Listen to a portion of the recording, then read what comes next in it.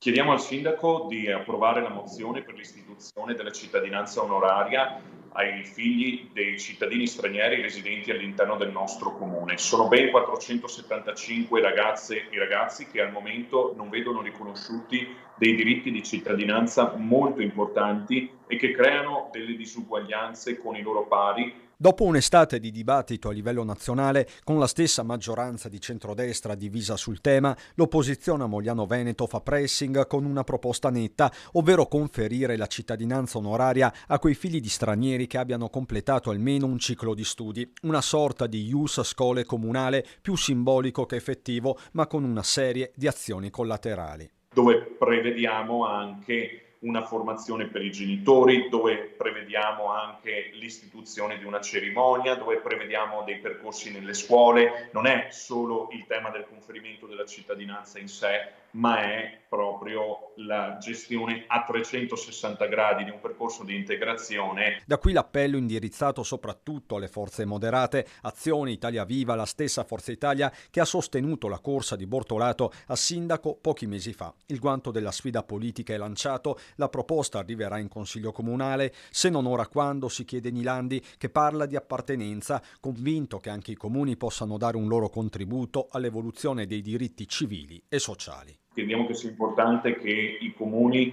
diano un segnale forte con questo tipo di strumenti che pian piano, insieme agli appelli che sono stati fatti dall'ANCI ed altre iniziative che sono state prese negli altri comuni, portino anche il Parlamento a legiferare in merito.